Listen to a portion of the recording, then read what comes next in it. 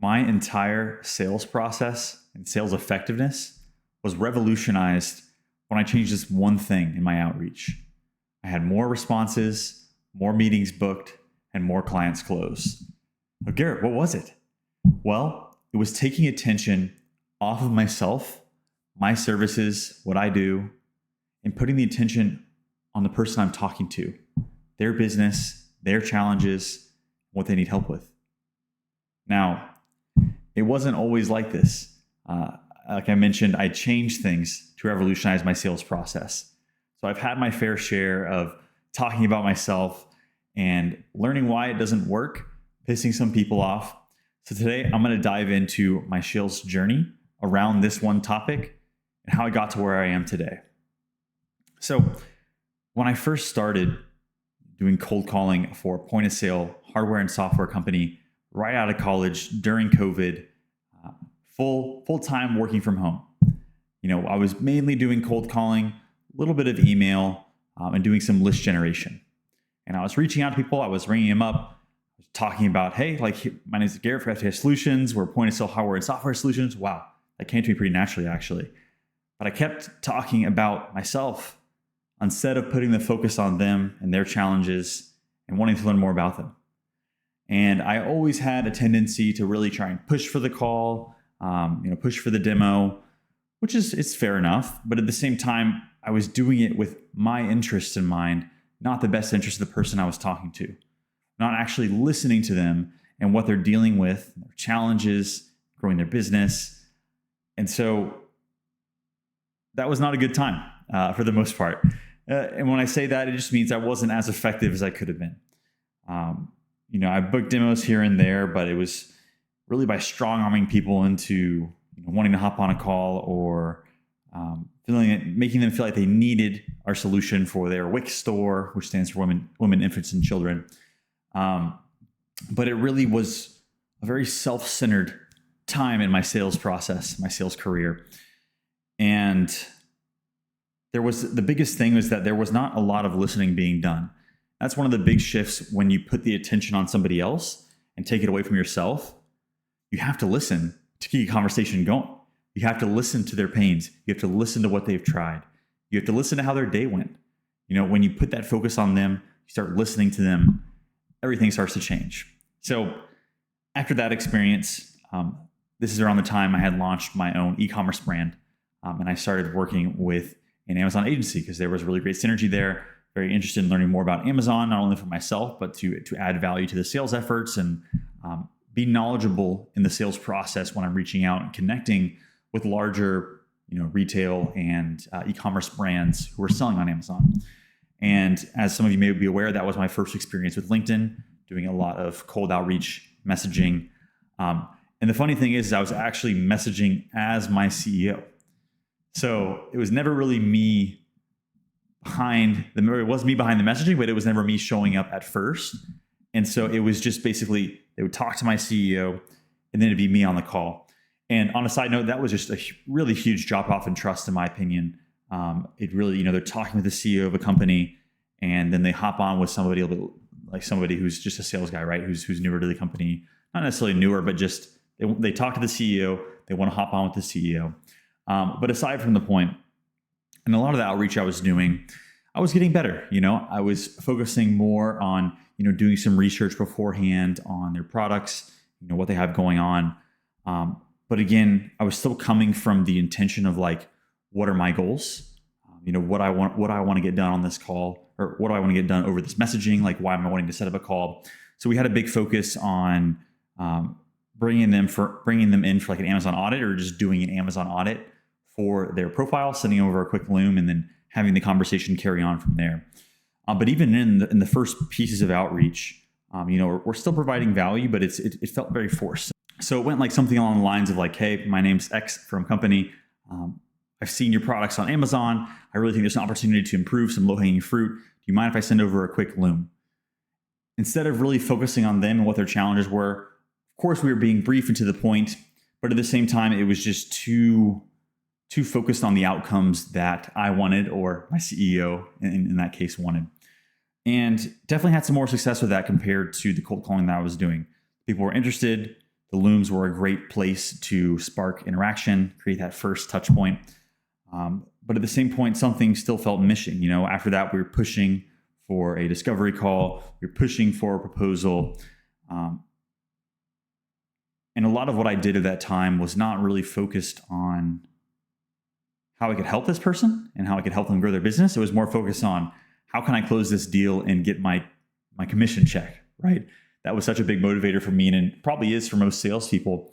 It's not necessarily like it's a bad thing, but when you let that drive take over too much, you let the desperation, especially if it's been 2 months since you've closed something, if you let that come up, people can smell it. They can smell it through the camera. They can smell it through your voice. They smell the desperation. And that was another piece to where I was, again, focused on what I wanted, focused too much on me, how I can close this deal, how I can make it happen, and not focus on how to create the best solution for the new clients we were talking with on discovery calls, on onboarding. And so that definitely was a learning lesson there in that piece. So, after improving over time when I was with that company and focusing more on, how can we provide value, I was getting much better at communication and listening during that time, and really just becoming more of an effective salesperson. That's when I actually decided to start DeltaLead. I was creating a successful process on LinkedIn. I was booking, good meetings. I was getting good show rates. I was really seeing the culmination of my efforts and the efficiencies that I had built over my time with the company. And that's when I decided to take my efforts to the market. And even when I first started, in January of this year, there was definitely still a little bit of intrinsic focus. I think one of my first outreaches, let's actually pull this up for y'all real quick. Be right back. Alrighty, so here we go with the first message. Hopefully y'all can see this. Zoom in a little bit here. So we had a very simple, at the time when I first started, had a very simple just 2-message campaign. But basically, first of all, pretty lengthy. I usually like to break things up at this point. But honestly, I was doing something a little bit right. So I saw that you had a premium/navigator account here on LinkedIn. So I thought I should reach out, as I specialize in growing networks, engagement, and leads for small Texas B2B businesses. We have some unique tech that we work with also. It might be worthwhile for us to have a chat if you're open to new ideas. So, even though I am talking about myself, this is still poignant and to the point, and really focused on just, being transparent to some degree, right? I still do believe that I was talking a little bit too much about myself, but at the same time, I'm giving a little bit of context for what I do. So at this point, I was pretty starting to make that shift towards, putting that value outward, and really just showing up and providing value to those I was reaching out to engage with, and at the same time, not necessarily wasting their time in a vague conversation that they don't really know where it's going. And that kind of leads me to the next phase. All right, so here's the next step here. Now, reading this, it seems going a little bit too far off the deep end to some degree. But basically, I know this may seem random, but you seem like a good person to reach out to for this. Is it just me, or does there seem to be a lack of trust between lead generation agencies and software companies? Based on your personal experience, what is your opinion on the matter?